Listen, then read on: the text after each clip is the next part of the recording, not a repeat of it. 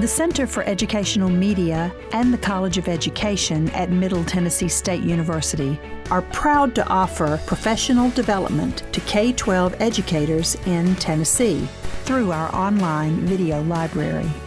These videos are aligned with standards set by the Tennessee Department of Education. For more professional development videos, check out our website at cem.mtsu.edu.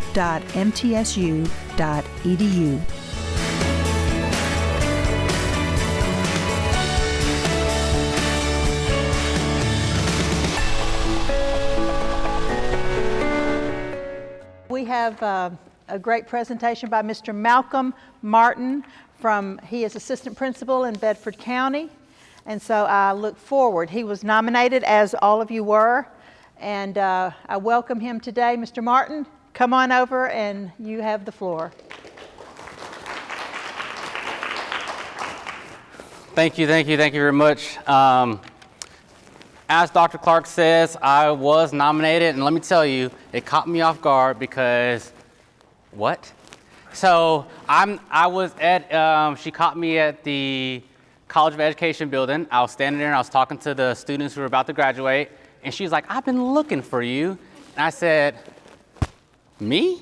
You ain't even, like, what are you talking about?" She's like, "Somebody nominated you. Would you be willing to do this?" And I said, "Okay, let's go for it." So I'm going to talk about beyond pullouts, building sustainable ESL classroom collaboration models. That is a mouthful, okay? I am Dr. Malcolm J. Martin. I am an administrator at Cartwright Elementary in Bedford County Schools. And how this came about is I was looking at, okay, what are we doing? And here's a couple of our objectives here. So I want to make sure that we reframe from the traditional pullout mindset to address teacher isolation. So there's a little play on words there. Typically, when we talk about pullout, we're talking about students. So I want to actually look at actual teacher isolation. Identify key models and strategies for ESL classroom collaboration. Evaluate current school practices. That's where you guys are going to come in hand because, let's be honest, we have a wealth of knowledge in this room, and I want to hear what you have to say. And develop actionable steps to foster a more integrated and collaborative ESL framework. So we talked a lot about ESL, we talked a lot about collaboration earlier, and we had many questions. My first question is, who's really being pulled out? Who's really being pulled out? It's not necessarily a rhetorical question either. So at this moment, I want you to just talk about what do you think I'm asking here when we're thinking about ESL and who is really being pulled out. Talk to your shoulder partners for about 30 seconds about what do you think I'm asking when I'm saying who's really being pulled out.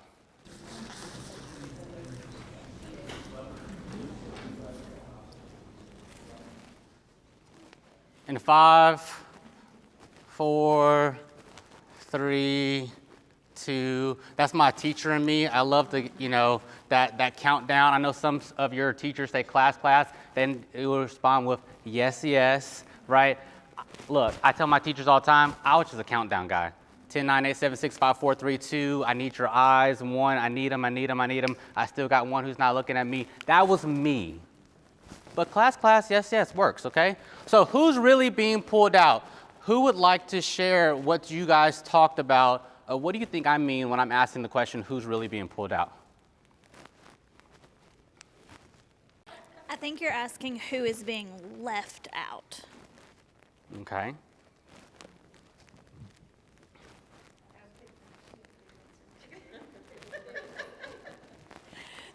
Well, it could be your EL students who are being pulled out for services or a small group, but then also sometimes those are your lowest students being pulled out. Sometimes those include some of your behavior problems that are being pulled out. So also thinking of what type of students are now left with the content teacher and what type of group do they now have. Okay.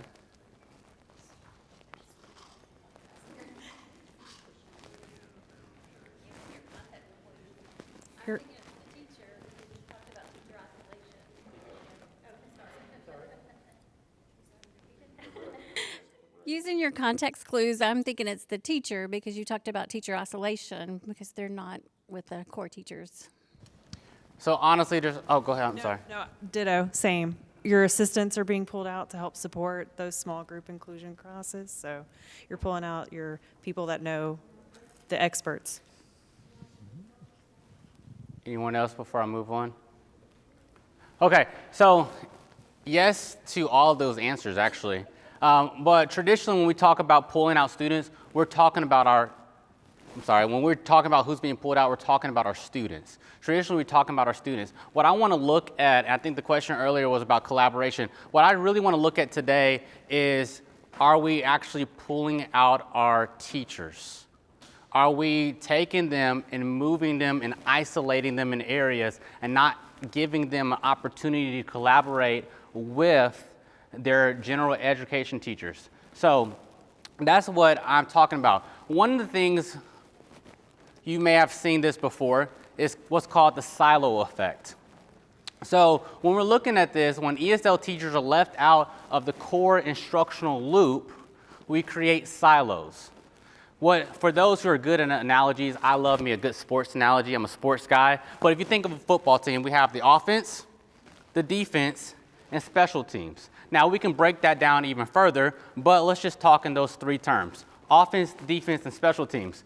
Well, in sports, if we create a silo with my offense and they never know the purpose of the defense, that doesn't get us anywhere. Also, in the same token, how many football games, for all those who are football fans, are we relying on our special teams, our kickers, and our punters to make a play when the team needs it? That is very important, especially when you're looking at a 2-minute drill. For those who are football fans, you know what I'm talking about with 2-minute drill. I have 2 minutes, I kick the ball off, I need to get a play in, I need to score before we go into halftime. That is very important. What typically happens here in education, we have all these things going on as administrators. We have our general education teacher, we have our specialist, we have our ESL teacher, and then we have our admin, we have our leaders. And what we see typically is the connection is from admin to ESL teachers, admin to general education teachers, admin to specialists, admin to central office staff, but there's not an opportunity that we give everyone an opportunity to come together and collaborate. What happens is gaps are created, not between students, but between teachers. So why does it matter? Well, we all know, because you guys are experts in your fields, multilingual learners are everyone's responsibility, not just the ESL teacher, not just the interventionist, not those who are supporting them in co-teach or pull-out or structured classrooms. It is everyone's responsibility. Language learning happens in every subject, not just ESL. Both of our presenters who came up earlier talked about math. We saw an opportunity to build language in math. A lot of us didn't know what a polynomial is. All right, this is a secret I've been keeping all morning. I've been working with my partner back here. I taught Algebra 1, so that's why I knew all those answers. Okay, so I just kind of kept that a secret. But what I wanted to see is all right, how are we getting language acquisition? I noticed just from sitting there, because I put my student cap on, well, mono means one. So I looked for one term. These are things that happen. But what we want to do as administrators or leaders, is to push that forward. Let me ask a question. Where are my school leaders? They're in the building. Administrators, okay. Central office, district staff. I know everybody calls it something different. Okay. Who am I missing? What kind of other? Yes, our people, yes.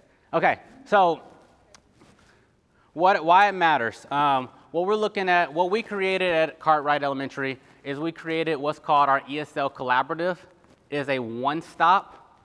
I know some people are Google platforms or Teams platforms. What we've done to help our collaboration this year is I stole the one stop. Hopefully I don't get in trouble by MTSU, okay?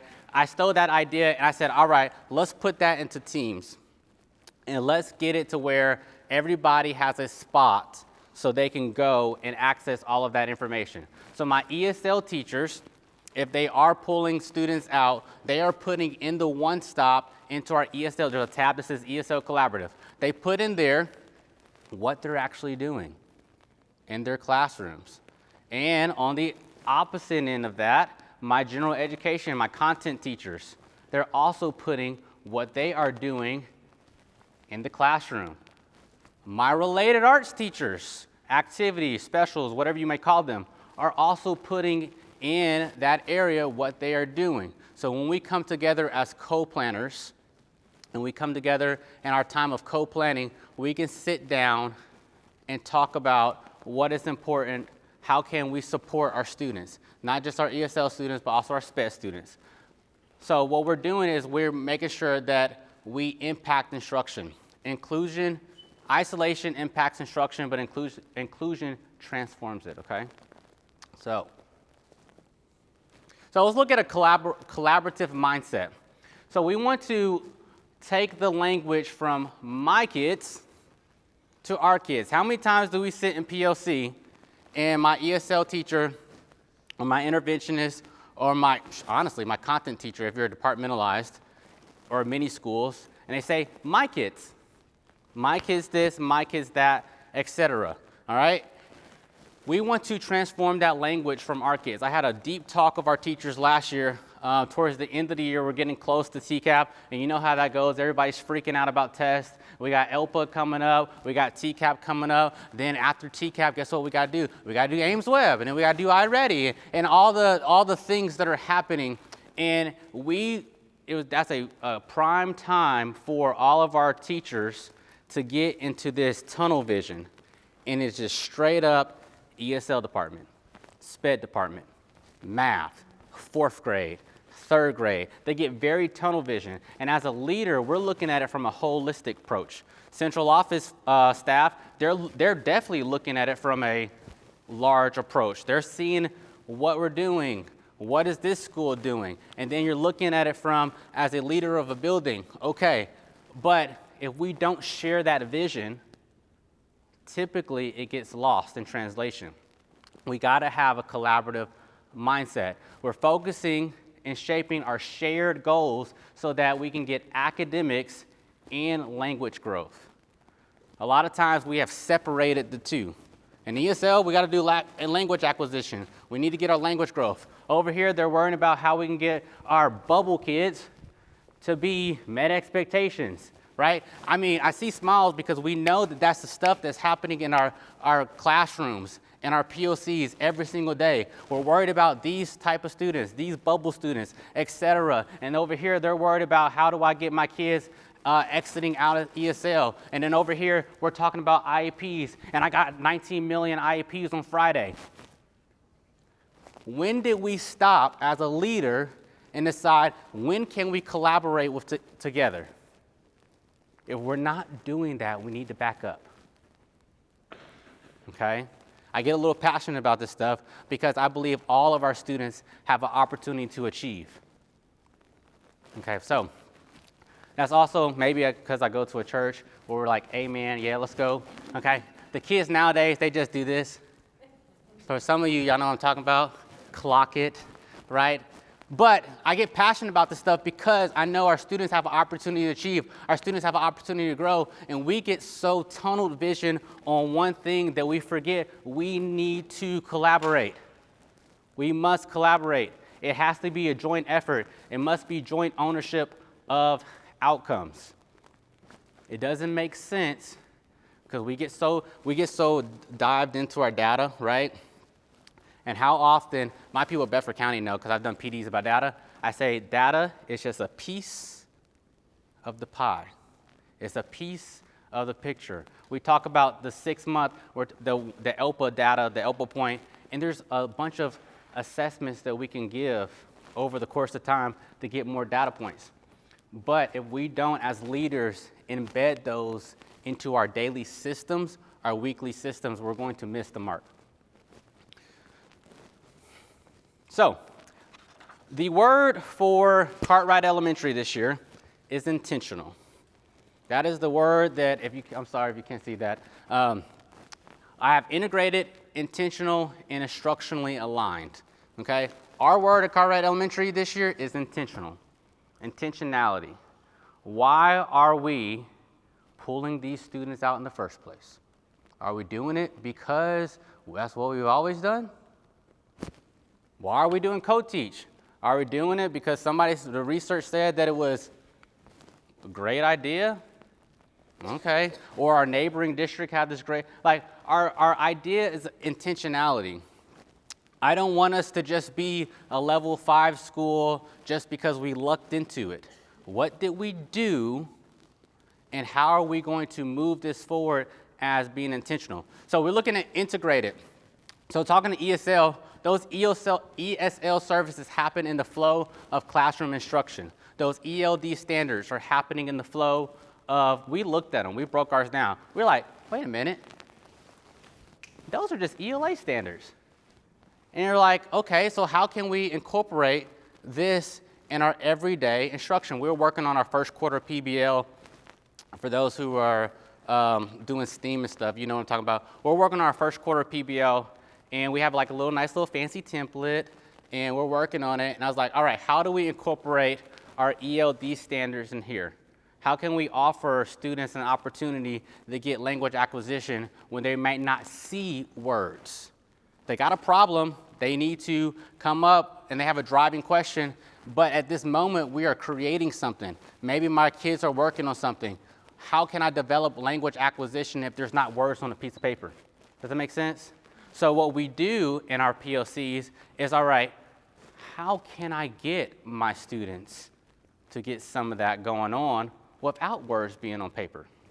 So we are actually, Bedford County is about 31% ESL population. I think we're second highest in the state of Tennessee per capita. Obviously, we know we don't have the most.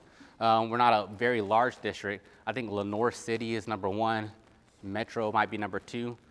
So we're up there. So we actually have a lot of ESL students in our classes every single day. And we have to be intentional. So integrated, intentional, and then instructionally aligned. Kids can do hard things. Kids can do hard things. It eats me inside. Oh my gosh. And I think my teachers finally figured it out. We are a brand new school.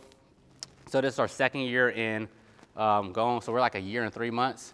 And it took my teachers to understand that when they say, oh, our kids can't do this, like that was like, they could tell that fire in my belly was about to come out, because what we tend to do is immediately put a label on a kid and they can't do such thing because they are ESL.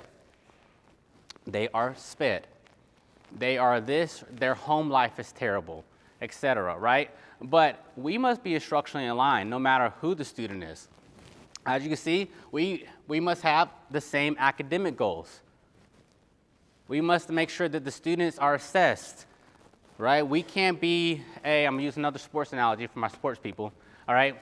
I won't pick different conferences because I know I'm standing on MTSU's campus, so I'm gonna go to pro sports. So I can't have a pro team playing against a college team I'm talking about assessment, so follow me here. I can't have a pro team playing against a college team every single game and expect them to do well in the championship. Y'all following me? So what we talk about assessments, we want our students to access those rigorous assessments no matter if they are ESL, SPED, general ed student, etc., because that's very important. We have to be instructionally aligned. And alignment prevents gaps and redundancy.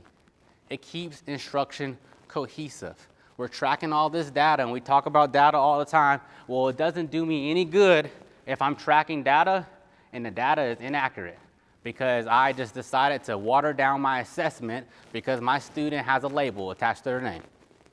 Okay? We must integrate, be intentional, and be instructionally aligned. Okay, so here it is. Here's my little AI guy, okay, and female up there. So, where are we as leaders? Leadership is the lever. Leaders create conditions for collaboration. This is where that conviction comes to. How do we do this? Well, who sits at the PLC table? Right? What I'm asking is, who sits at the PLC table? We should be trying to figure out, how can I make sure that everyone who has access to that child sits at the PLC table? Okay? Who sits at the PLC table? Who gets involved in data talks? Is it just admin? Is it just admin and general ed teacher? Is it admin, general ed teacher, ESL teacher, SPED teacher? Is it admin, ESL teacher, instructional coach, SPED teacher, interventionist, etc.? Leadership is the lever. We have to have a little bit of scheduling power here. We have to build into our PLCs and grade level teams. And then we have to take accountability. I tell my teachers this all the time when they're talking about student work. If you expect it, you must inspect it. I'm sure a lot of you heard that before. As leaders, we must do the same. If you expect the teachers to do something, you must inspect it. And then be okay to realize, hey, this ain't working. Let's just trash it. It is okay. A lot of times as leaders, we want to, we got to figure out how to make this work. Well, sometimes we're just not there. Our staff is just not there yet. We got to have a little bit of accountability and be reflective practitioners to understand that this is not working. And then visibility. ESL teachers must be visible. All right, so this is me and my ESL teachers. I think we've built a good rapport by now. Or I'm just lying to myself. I don't know.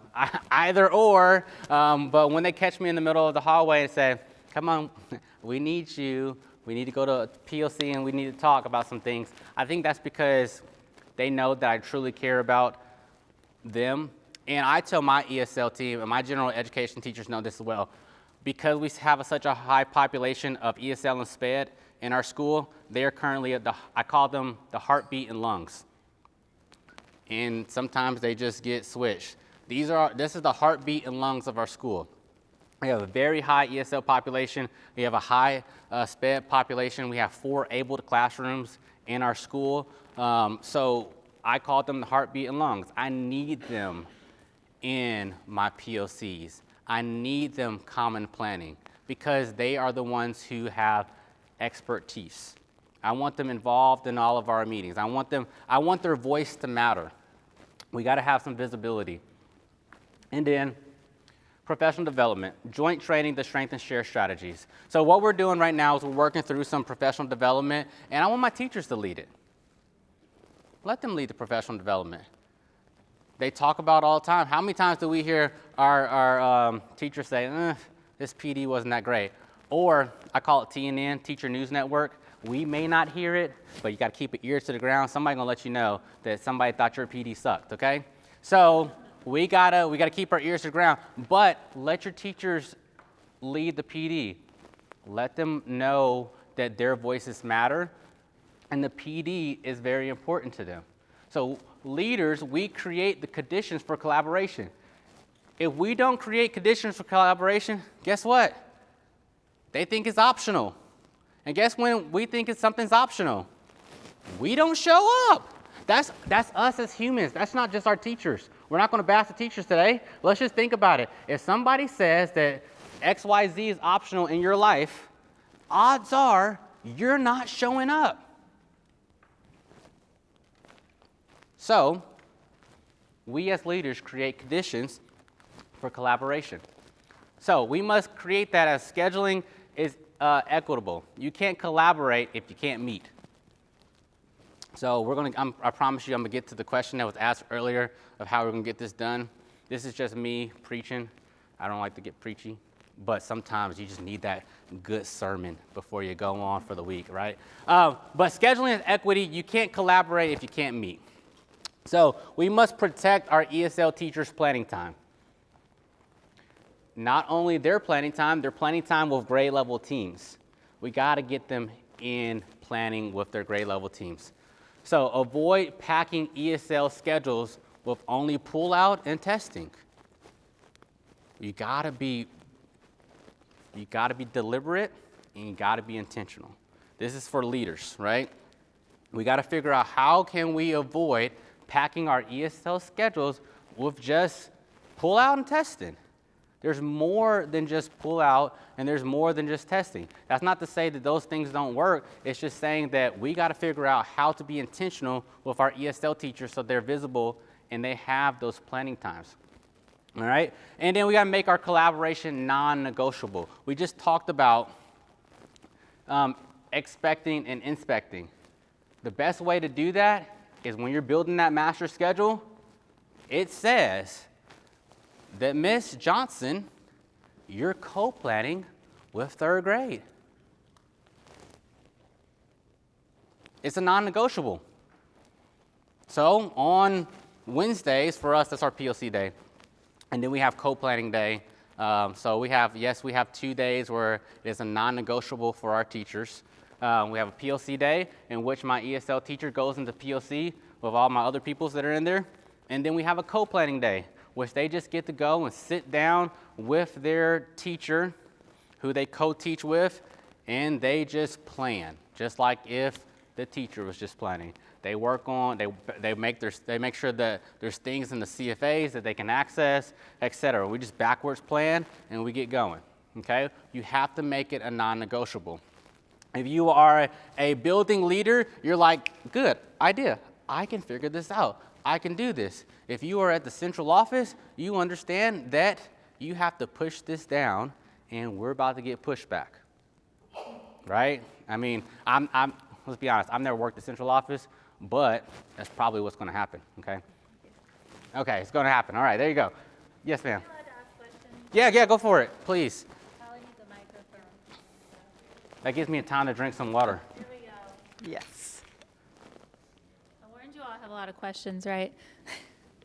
We really encourage co-teaching in our district when it works, but it's actually my ESL teachers sometimes that do the complaining because they don't want to go to common planning with the content teachers because they want common planning with their ESL teams. So how do we balance that? So, and like I said, there's a rich, I know this because I've talked to a lot of these people before when I was trying to figure this out. So let me give some backstory, and then hopefully I can answer your question the best I can. And then I know there's going to be some rich answers to help you out there. But I saw a need, and when I came in as an administrator of this new school, I saw a need, and I said, all right, my students can do it. Like, I've taught ESL students. I've taught general ed students. I taught them together. I know they can do it. So my first thought to myself is, all right, how can I build a schedule that gives them some non-negotiables there? Then the first thing that happened, because we started co-teach, and none of my ESL teachers have done, now let me back up. They may have co-taught before, but it wasn't a model that they are used to. I'm gonna say that. So they typically only pulled out students. So we were working on our STEAM designation, ironically at the same time, and I just went to some other schools, and I said, hey, how are we doing it here? How's that co-teach model work? And I'm just looking ahead, and I'm trying to give them some rich, I want to show them, because a lot of times we say, all right, our students, we've never seen it. We want to see it. Like our teachers say, we want to see it in action. So let's go see it.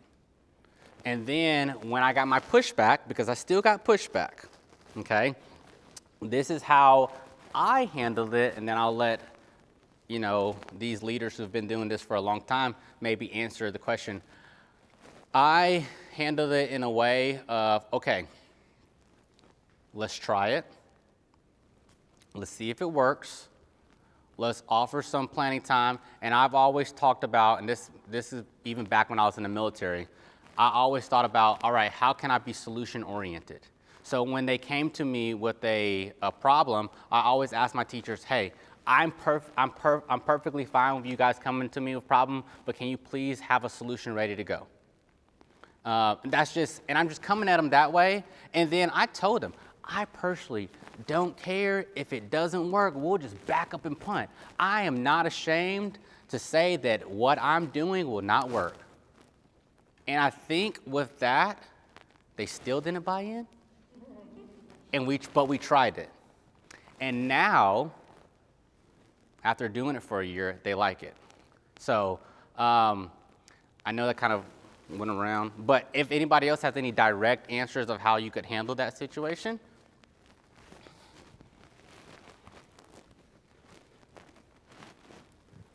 I'm answering from experience because my role is hybrid, where I'm the ESL coordinator at my school, but I'm also providing services and co-teaching and teaching ELD at the same time.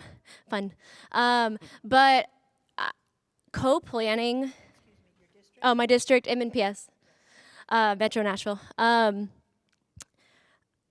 cannot do my job as a co-teacher if I don't know what I'm like. As long as you've been teaching. As long as I know that a lot of us can wing it. We can go in there, we can read it. Maybe we saw it the year before, maybe we're familiar with it, or especially if I'm in high school, that's a lot harder to do if you're co-teaching in Algebra 2 and you're like, I haven't seen this in a decade. I haven't seen this. But anyway, ESL, they're both important. But in service implementation, if you can't co-plan, I'm not giving those kids the actual services. Like the models of just flitting between kids while the teacher's up there teaching the whole time is not impactful if that's your everyday. It has its time and place, but like I'm co-teaching in English 4 and AP Language and Composition this year. I have to know if I walk in there blind, then I'm not helpful that day. And those kids I'm there, but I'm not providing services, So I guess I just think that if co-teaching is your main model, then it has to, or a heavy model, then if it's not, high school doesn't do pull out, So but if co-teaching is your thing, co-planning has to be an emphasis. But also your job your case manager's job is also to support a child who needs to pass and learn standards. So you also have to have knowledge of what they're doing every day, because our job is really hard because we have to help them learn language and they have to not fail their classes too. So finding that balance is what I try. I plan asynchronously a lot with my teachers, that my content, I'm on their lesson plans every week and I comment in on, and we check in through for 20 minutes sometimes, because most of our planning is done separately, but it can be done. It's just hard and you have to have that buy-in.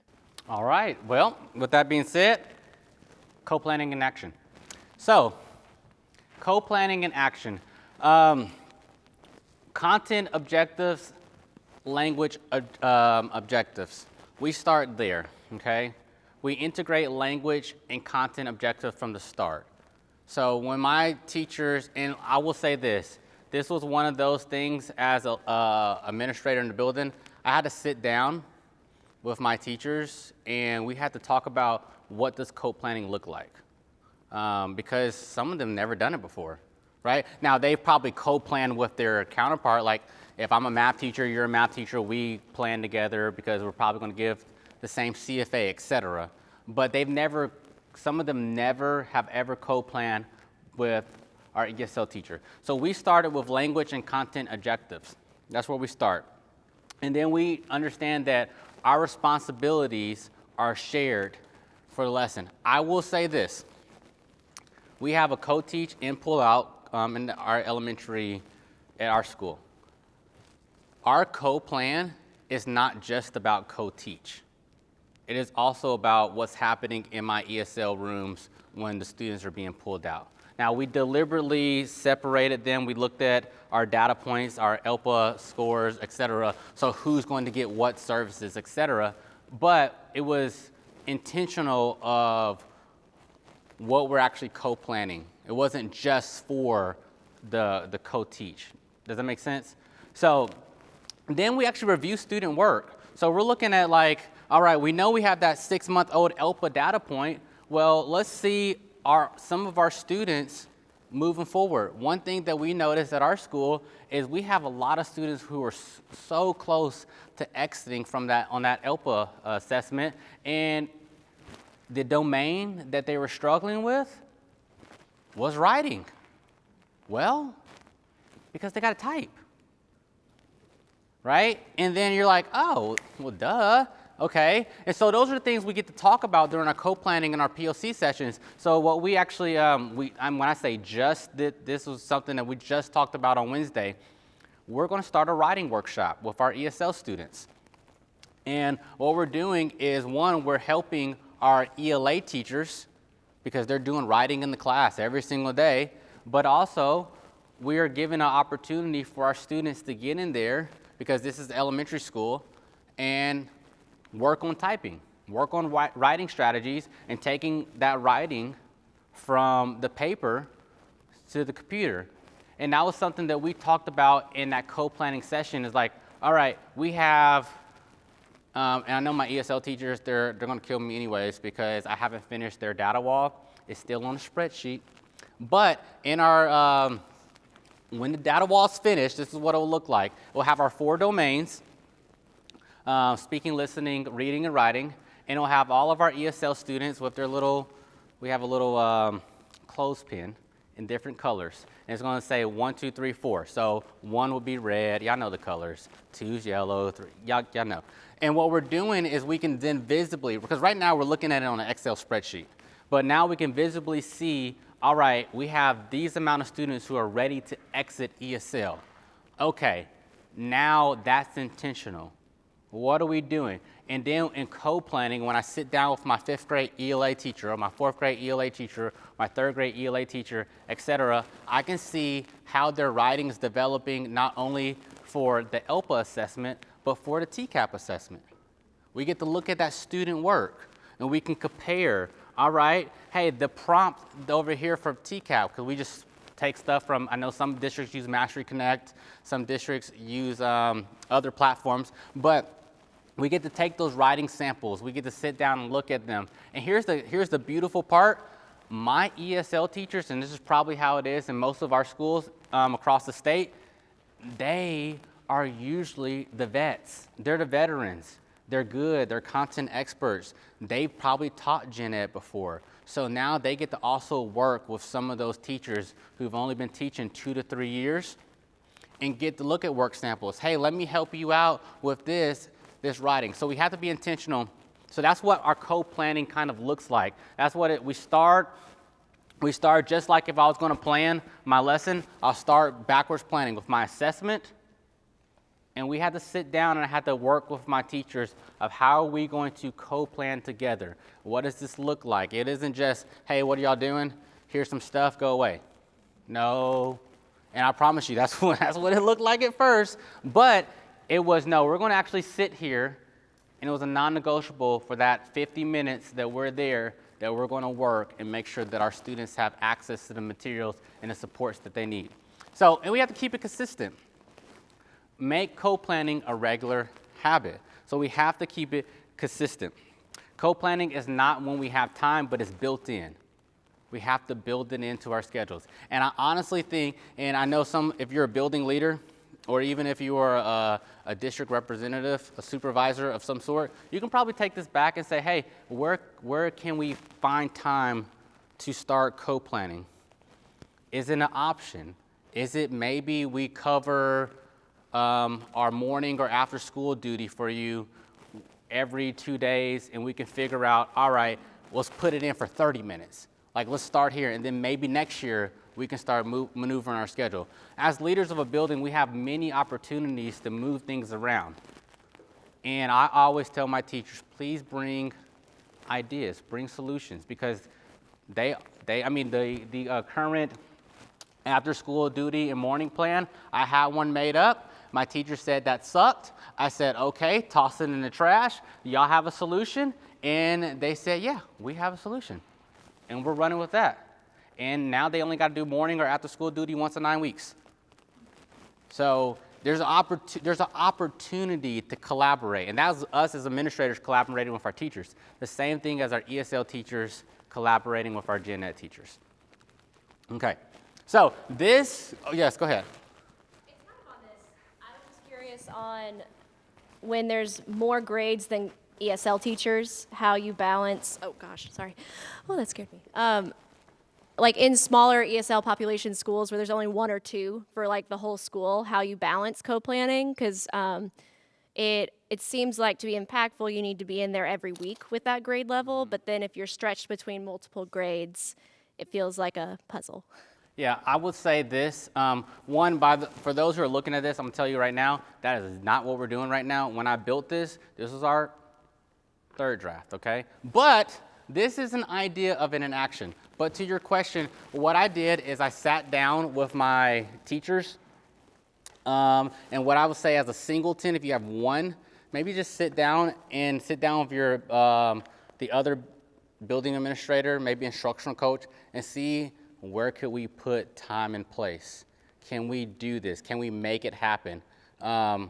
Because I tell you, this right here, this behind me, this was ridiculous. And not only was it so hard to put together, this is not what we're going with. We actually have more co-teach now.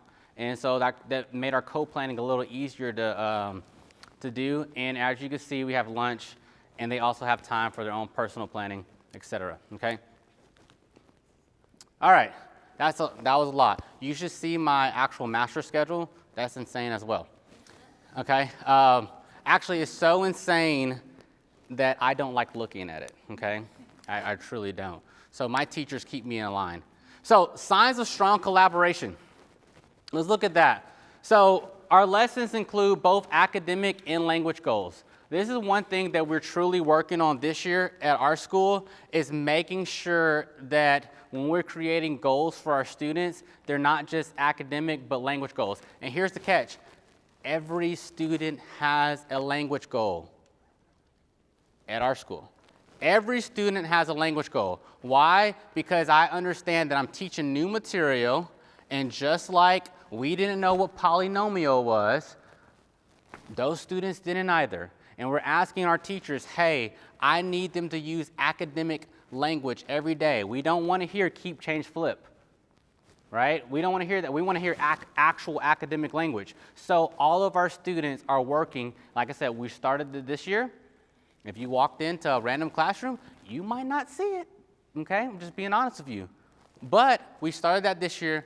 We want to make sure that all of our students have an academic and language goal. Our academic goal looks very similar to what I'm probably sure a lot of you are doing.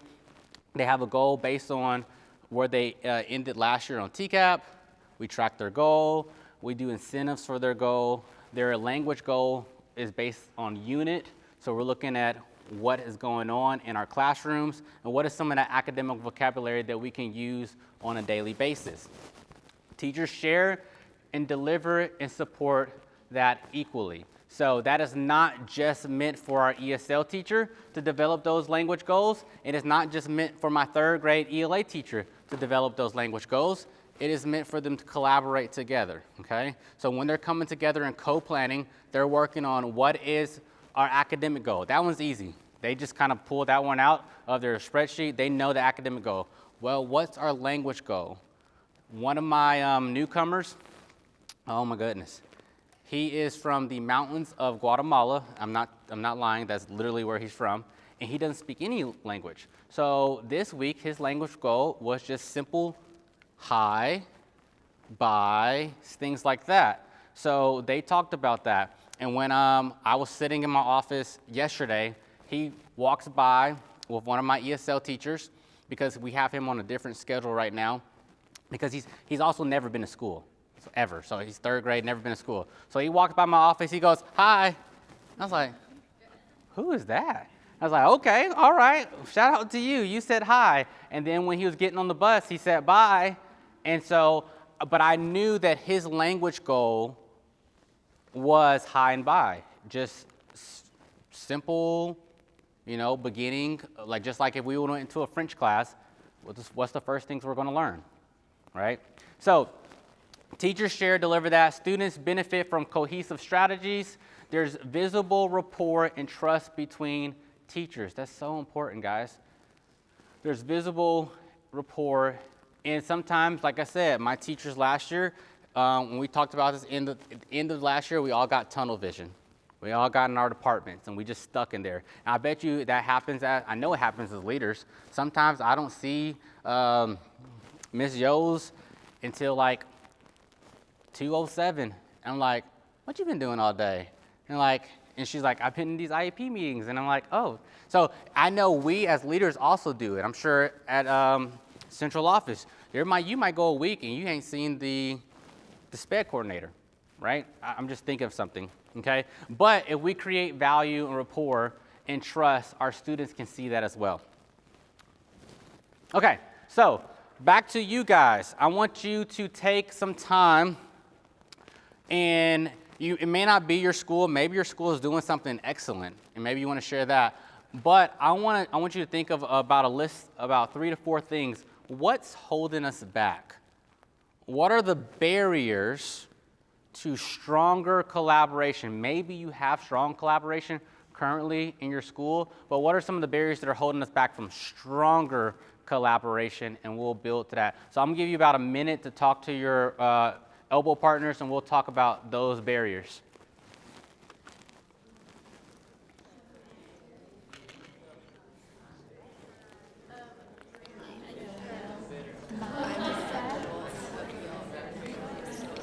Everything, because we have a shared drive. Everybody has their ESL SPED, third grade, whatever, put their lesson plans in, and they'll collaborate. But some of our fourth grade teachers, they'll change the lesson up. Yep. 5, 4, 3, 2. All right, let's come back and let's share out what are some of the barriers you see in your schools, or what are some of the barriers that you see from a supervisor level, looking, I shouldn't say looking down, but looking at the schools. So who would like to share?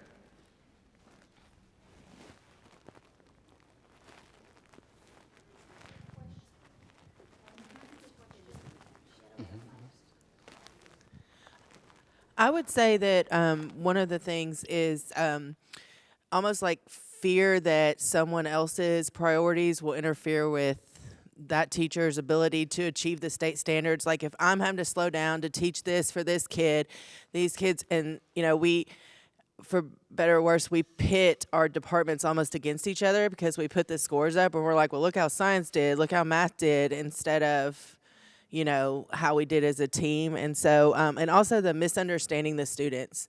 You know, a lot of times, you know, those students are always in trouble or they're not even trying. Well, that's not the case. They don't know how to try because they're so lost. So I would say those are 2 big ones. I have a question. If the ESL teachers are co-planning and co-teaching, are they also doing their own pull-out separate to that? So in middle school, our ESL kids have a period that they go see their ESL teachers. But in your structure, which makes a lot of sense to me, that they're co-teaching and co-planning so they know what's going on, would they then still need a planning period if what they're doing is already associated with another content area? Yeah, so that's a good question. So for us, well, I worked in a middle school, so I kind of know the background. Actually, I worked at that middle school. So I can see what you're talking about. They do go to a separate period, et cetera. For us, what we did is their schedules are very full, our ESL teachers. And they have PLC just like we do on Wednesdays, but they don't do after-school duty, so we give them their PLC right there. But as far as planning, we do co-teach model, so they're co-teaching for us in our ELA classrooms, similar to what we saw from our first presentation. and they co-plan with their teacher. That co-planning right there, they're working with that teacher daily to make sure that they're providing the correct supports. The small amount of what I call personal planning that they get in our schedule is for them to get paperwork and things like that done, because they're also doing that. So what we noticed last year, so our schedule last year, like I said, it was a brand new school. We were kind of just ready to go, take the punches, and we looked at that schedule and we noticed that their schedules weren't as full. And so this year they're back to back to back to back to back, and they don't necessarily even see their rooms sometimes, because if they're co-teaching pretty much all day. So it's an opportunity to give them time to work on paperwork and get some of those things done. Yeah. Any other barriers or any other questions? I'll give it to you next, Ms. Farmer. Question we were talking about is that we did see pull out on your schedule. So did you determine like a score that those, everybody's obviously going to get the co-teaching, seems like, or you try.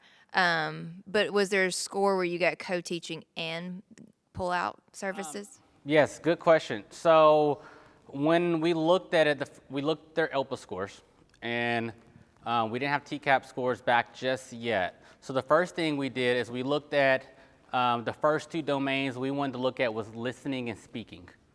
And I wanted to see, okay, where can my students access that language? If they're sitting, so let me back up. I apologize, let me back up. We were pulling out of RTI, okay? That's what we were doing last year. That's something that we kind of do. That's what we've been doing around our district. And so when we looked at it, we were like, all right, how can our students access RTI, which they were doing, but it was a different way.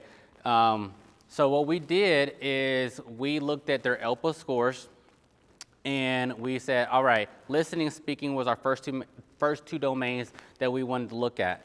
If they were a 1 in listening or speaking, then, and they were also most likely going to be a 1 in reading, and not necessarily, but we looked at that, and that's how we decided pull out.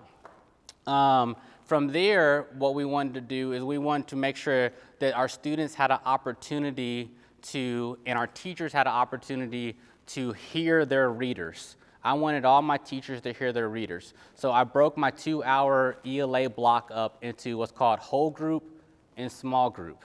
And I did not come up with that.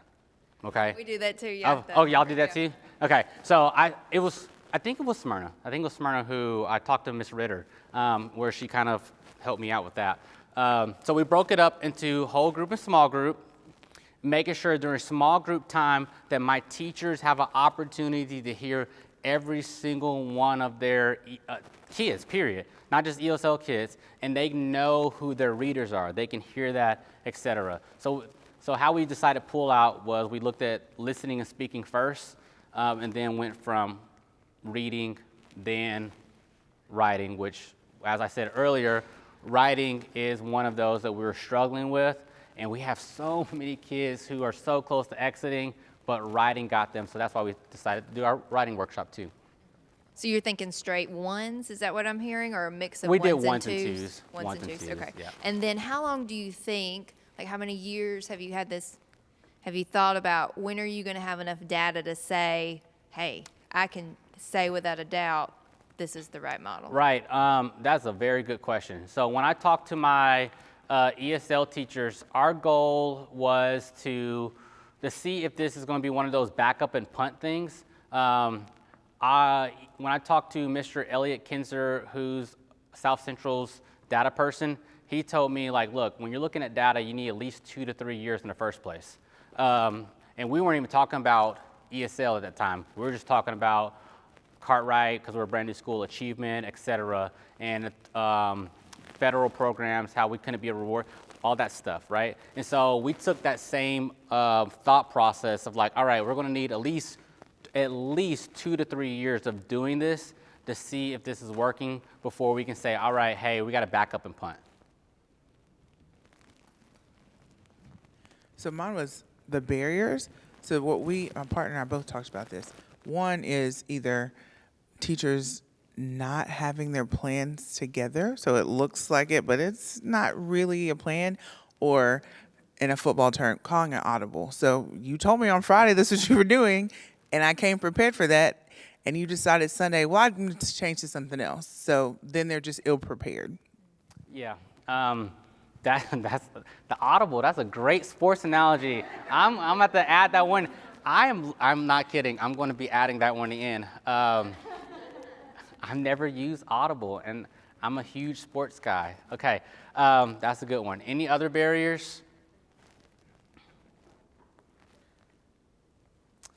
So some of the barriers that we typically see is obviously time. Okay, I was just sharing with Miss Marsh earlier. I am one of those who time, but mine is not I don't have enough time. I'm just impatient. Okay, I want to see the fruit. I want to see the fruit now. I want to see it now. We put this in place. I need to see something. And I think a lot of times, and I share that with my teachers. Because when we're talking about buy-in, the reason a lot of our teachers, and I know this because I know me, we don't get buy-in is because they don't see the fruit. And a lot of times, like I said, well, we want to see it in action. So we want to see the fruit. So time is usually one of those where it's like, well, I want my planning. I don't want to plan with somebody else. This is my time, right? Or you're saying we had to do POC, and now you're saying we have to do common planning, and then all of a sudden I have an IEP on Friday, and that is one of those, and I get it. And here's the thing. I say, you know what? That's a fair point. And my goal is, as a building leader, is to figure out ways to get their time back. And I try to tell them, like I said, we're not perfect, and you're not going to please everyone. Y'all have heard that before. But I'm not trying to please everyone, but I want people to hear that their opinions, their voices matter. So if I have teachers who are saying we're struggling with time and we're not getting planning, and I haven't had a planning in 2 weeks because of PLC, and we had this professional development, and then I had an IEP, and I'm like, you know what? I get it. What can I do to make it worth your time? Okay? And I want them to see that co-planning is worth their time. And so time is one of the things that we hear. Misunderstanding of ESL role. Seeing ESL teachers as support staff and not actual instructional partners. That is one of those that we may not actually verbalize misunderstanding of ESL role, but it may come out differently. These are barriers that we see. Compliance only mindset. Oh man, if you've been a leader for a day, you know that we have people who tell you one thing and they hit you with that audible and they're doing something totally different. And then you go do your IPG walkthrough, or you go do a unannounced observation, or you're just doing a walkthrough. And you're like, whoa, that's not what we planned. Or then I have my ESL teacher at my door, or I'm walking in the hallway and they're grabbing me and they say, hey, we were supposed to be doing this, and that's not what was planned. So misunderstanding of that role, and then the compliance only mindset. Fixed schedules. Master schedule doesn't have enough collaboration. It makes it impossible because we have fixed it on this. And luckily, I've only been doing this for a little bit, and I'm also the type of guy who I'm okay with crumbling something up and tossing it in the trash and trying it again. But I know, because I've seen it from the years of teaching, we get a schedule, and we like this schedule, and we're going to keep this schedule, and then the next year we're going to keep it, and if the central office tells us we got to do something different, we're just only going to tweak it just to make sure that it's okay for them, and then we're going to keep doing this schedule. So we didn't actually build in enough time, and what happens is you're asking these teachers to co-plan and co-teach and et cetera, or your district office staff is asking our building leaders to do these things, but we say we don't have enough time. It's not that we don't have enough time, we just didn't build a system to allow that time, okay? And then understaffing, this is one of those that is legitimately a barrier, right? You are, depending on what district you are in, you could be attached to a district to the left or right of you who is paying your teachers $10,000 to $12,000 more. They're giving you the $20,000 military sign-on bonuses to be an ESL teacher or a math teacher. And understaffing is something that you have to deal with, okay? Understaffing is something you have to deal with. And there's other barriers. There's other barriers that we face every single day, but we have to shift the system, not the people, okay? We have to shift our system and not our people. Collaboration is a system design. We must schedule PD, data meetings, and we require ESL inclusion. And what I mean by inclusion, we require our ESL teachers to be a part of our daily system. We protect their planning time, and we make it non-negotiable, okay? That is our goal. Do we fall short sometimes? Yes, because things happen, things come up. We know sometimes on Friday, you got 15 people absent, and we gotta work on how to shift, okay? But we embed ESL collaborations into our accountability structures. So we have to build systems that require those structures. What do I mean by system? I'm gonna use another sports analogy, and then I'm gonna use something else, and we'll talk about, I'm gonna use a health analogy next, okay? I'm gonna think of one while I'm talking. But let's think about a championship team, right? We understand that you have, especially in college, you have a quarterback, and he may go to the NFL, right? You have an offensive coordinator, defense coordinator that may go to be a coach somewhere else. It's the same thing in schools. You were a level 5 last year, and the central office district staff is expecting you to do that and also improve your achievement, but you just lost your instructional coach or instructional coaches because they went to go be principals or assistant principals. You just lost your 2 level 5 teachers because now they're taking those instructional coaches' spots. You're doing that, and the expectation is for you to recycle that level 5, that double AMO, because that's what you did last year, right? That's the expectation. And you're thinking to yourself as a building leader, it's like, how in the heck are we going to do this? Because I just lost these 2 people who are very valuable in my building. And yes, they are very, very valuable in your building, but if losing people causes your building to crumble, then your system wasn't strong enough. If Georgia or Alabama or these other Notre Dame, these high-level college football teams, if they lose their quarterback, their offensive coordinator, et cetera, they go somewhere else, and somebody comes in to replace them, and they just become a winless team, then we know it wasn't that they're a great team, it was just the quarterback. Their system is flawed. We're not looking for fragile systems, we're looking for sustainable systems. So we have to build that. We have to build systems. We're not relying necessarily on people because we know we don't want to hold people back. We want to make sure that our instructional coaches, if they want to become supervisors at the central office, they go do that. We want to make sure that they become principals. We want to make sure that our teachers become interventionists or ESL teachers, or et cetera. And we got to push them that way. But if we're relying on our teachers to make sure that we continue to hit double AMO and be a level 5 school, and that is it, then your system is fragile. We want to make sure we build sustainable systems. So, that revolves around collaboration.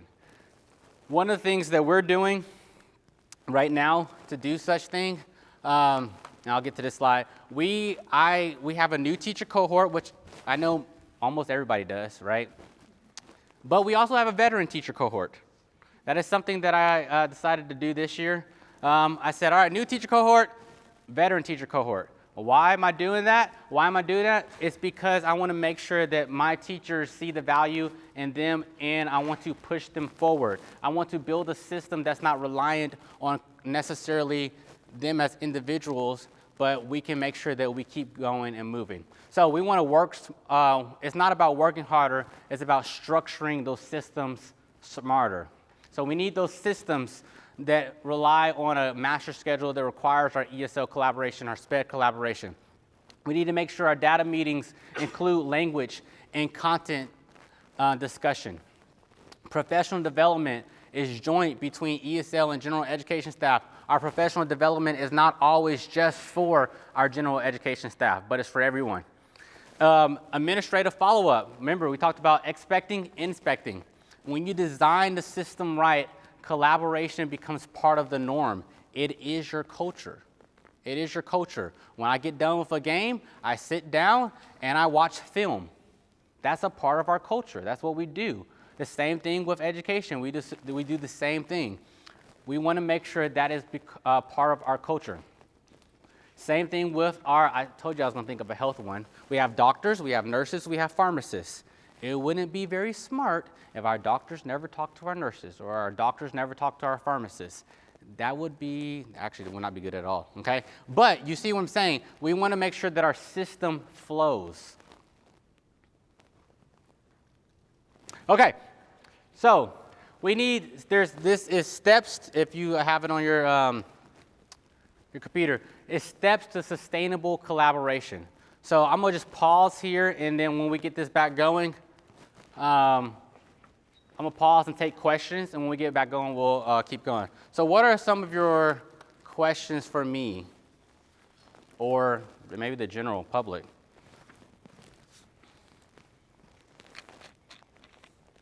Anything about systems? Right here. You say you require it, and I'll go back to her question. If you have one ESL teacher in that building and they're K4, then how can we still get the hour of service that they're required and get the collaboration that you're requiring? So you have one ESL teacher, K4, and how many students? 16 to probably 40 is probably the most. And then I'm assuming, what is the model that you are primarily using? Pull out, co-teach? With the elementary, K3 is pull out, or K2 is pull out, and 3 and 4 co-teaching and pull out. Okay, so if I'm looking at it from the vantage point of, okay, how can I make sure that my teacher, my ESL teacher has an opportunity to co-plan with those while still providing services for others? Maybe one thing that we can look at is, hey, can we have Monday, Tuesday, Wednesday, Thursday, Friday, and we split it and split that time to where they can co-plan with said grade if need be. Now, if you're going K3 pull out, and then you said 4 or 5 co-teach? K2. K2 pull out? K2's pull out, 3 and 4 is co-teach. Okay, so maybe the first step, the first small step is do co-planning with just co-teach. Well, the 3 and 4 is covered because they have to have the co-planning. Right. So then what I would simply do is maybe we can develop a schedule maybe once a week or maybe twice a month in which that we can do co-planning with that K1-2, because if it's that small, it might be just a small school. And what we can do is we'll cover your afternoon bus or car rider duty, and that 20 to 30 minutes, let's get that co-planning going. Does that make sense? All kindergarten core teachers and ESL teachers would stay like till 3:30. Is that what you're saying? Well, I'm not sure what times your school end, but what I'm saying is if it ends at 3, right, and they normally have after-school duty because it takes a while to get all the kids out, let's figure out a way for us to cover your after-school duty, and then we're going to partner and we'll let you go to the library or your media center or whatever you guys have, and y'all co-plan, and we'll get the kids out. And we'll do that twice a month. Maybe we'll do it once a week. And then and this is what I do. This is literally my thought process. This is how I work with my teachers. I will say stuff like that, and then they're like, maybe. And then somebody will text me later on, oh, I have an idea. You know, just seeing how we can push and pull together to figure out how we can cover it. Because there's ways, and maybe our master schedule is locked up because it's already built, but I will cover a teacher's morning duty or after school duty if that means if that means they have an opportunity to plan with whoever they need to plan with. So, small steps to build sustainable collaboration. We start small. So like I said, we're just talking about that. Just start small. Maybe we focus on one grade. If we're not doing any co-teaching model, but we just want to get co-planning in, obviously co-teach, they have to have co-planning. But let's say we're not doing any co-teach, and we just want to get co-planning in, maybe we just start small. Start with one grade. Figure out if we can cover those morning or after school duties. If they have anything else that we have them do as extra, I guess, air quotes there, maybe we can cover it. Maybe somebody's willing to do so. Maybe you create a rotation of coverage so that we can get that co-planning. Define expectations. Prioritize scheduling. So we're doing that to protect that joint planning. Support consistency and review regularly. You have to review. Okay? There are some things that we can review and we can back up a punt. There's some things we just can't at the time because we don't have enough data on it. So we want to make sure we're starting small. These are our steps to sustainable collaboration. Once again, we're looking for sustainable, not fragile. Okay? All right. So leadership that sustains collaboration is embedded in our master schedule. I keep talking about that master schedule, but from a building leader perspective, that's where you have the most power there to develop and implement that collaboration, okay? Obviously, we know that central office is asking for some things, and we have to hit these so many minutes, et cetera, but from building level leadership, your master schedule is yours. You can implement that collaboration.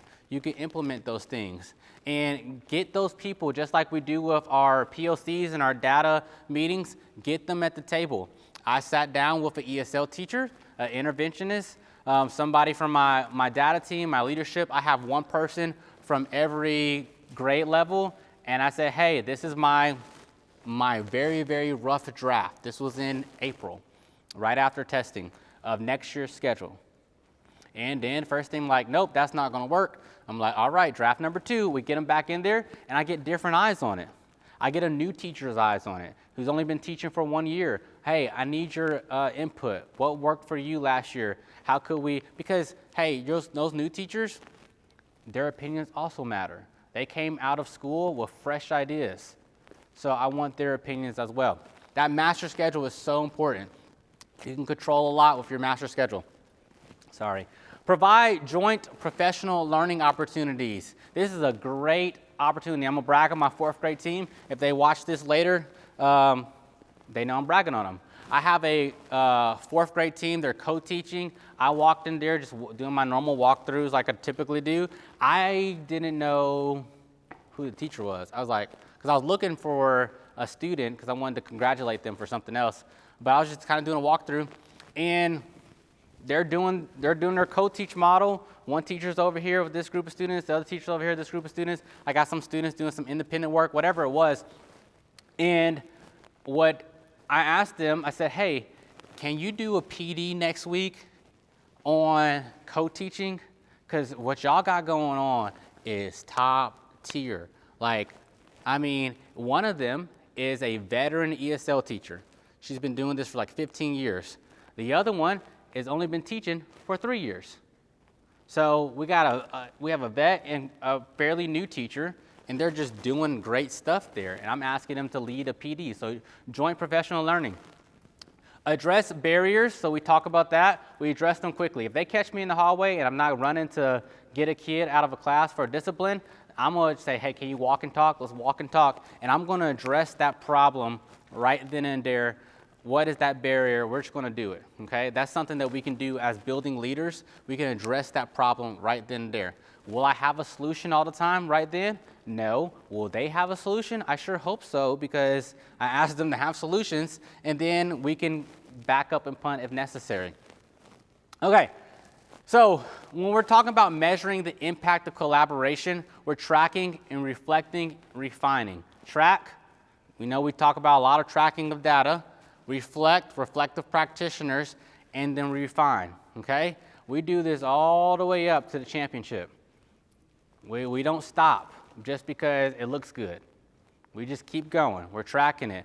I promise you, I don't know, I forgot who won the championship last year.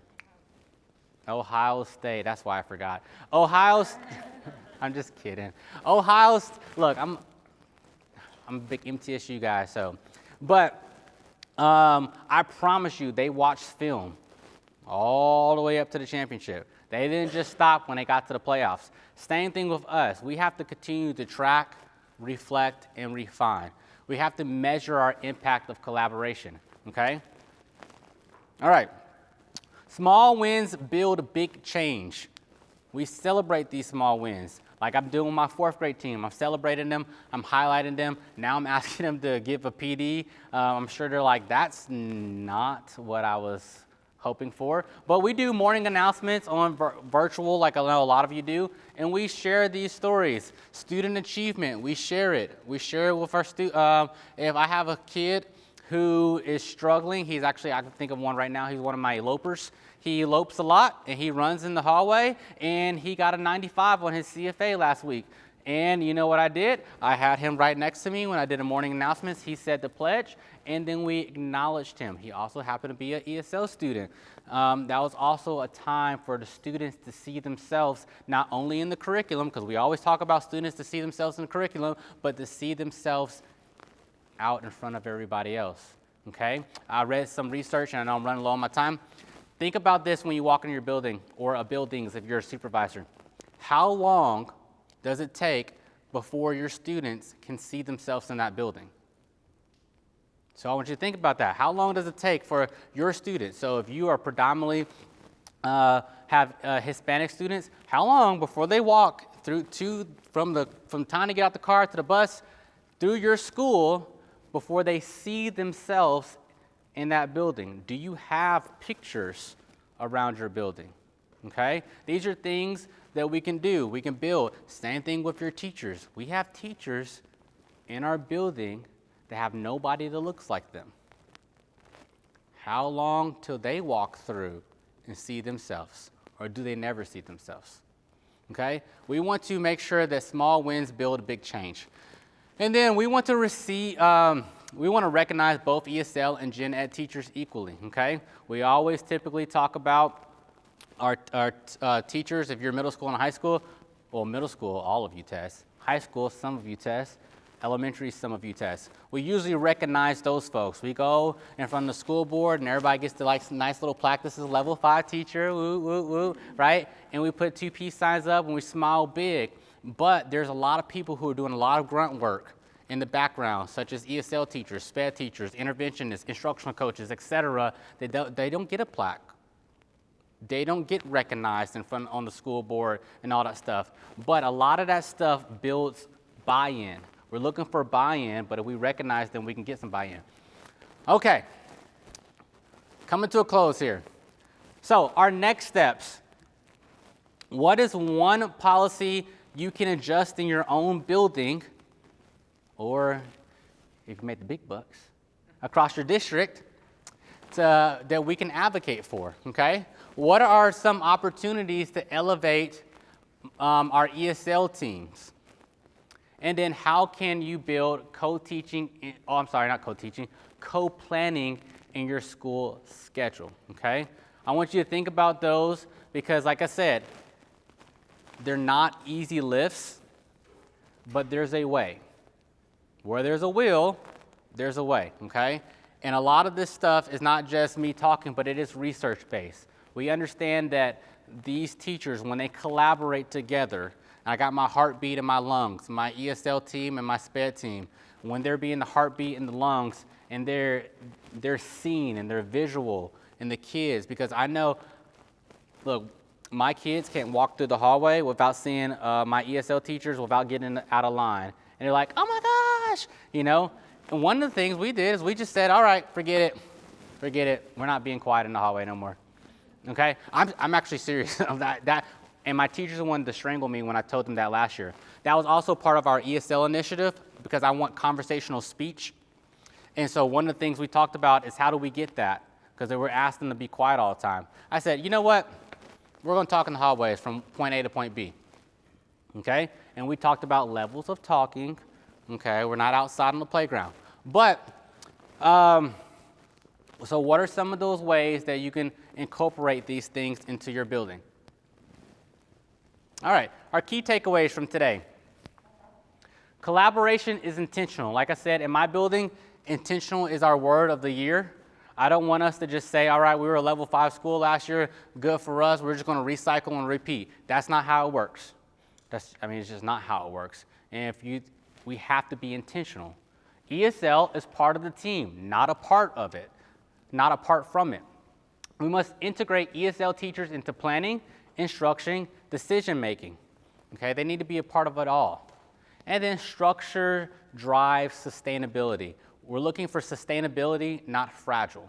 We want to make sure that we build a system that we can plug and play. We want to make sure that our teachers have the opportunity to be instructional coaches, interventionists, ESL teachers, principals, supervisors of the district.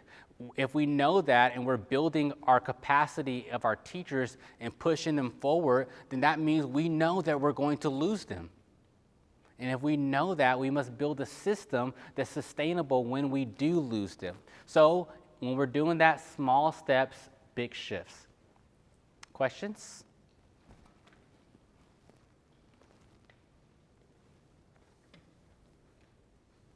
I just want to say, I think the reason, part of the reason that your model is working is, I've been listening to what you're saying, and you solicit input from the teachers who actually have to implement the model.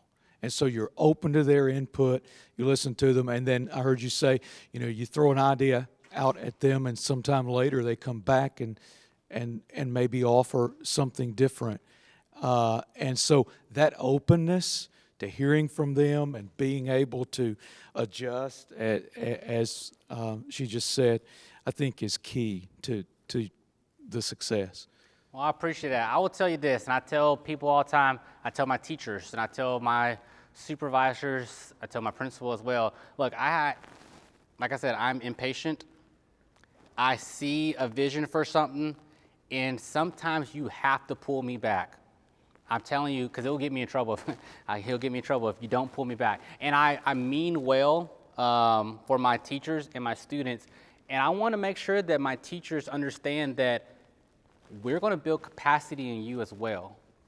And I want to push you forward and not just hold you back. And by doing that, that means we have to take a couple leaps of faith.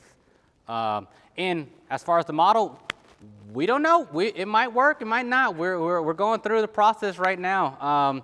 So, hopefully it continues to go well, and we will adjust in time. I just want to say that I appreciate your slide, small wins, big changes. When I took this position back in 2020, I had a lot of LTELs that were in the SPED department. And a lot of my big kids kept saying, they have so many hands involved in their education, and they wanted them to be recognized. So we started a community collections, or a community collaboration, and every single person from admin, district level, all the way down to the aides, we have a slide of all their team members. And each month my kids kind of vote in, who do we want to celebrate this month? And so there's each quarter has so many, and that we include that in the newsletter, but we actively let the kids get involved too. So I appreciate that, because when we started doing that, we had a lot more people wanting to get involved in PDs. A lot more people spoke out during meetings, and coming from different schools across the district, they felt more comfortable working together. Yeah, that's great. That's great. Dr. Martin, the compliment I'm going to give you is you're a good after lunch presenter. Thank you. Because you're engaging, and I heard some practical ideas, y'all, and maybe even some attitude adjustments in how to think about this in terms of systems and scheduling and flexibility and collaborative thinking and planning. So, Dr. Martin, thank you so much for being here. Well, thank you for having me. Thank you.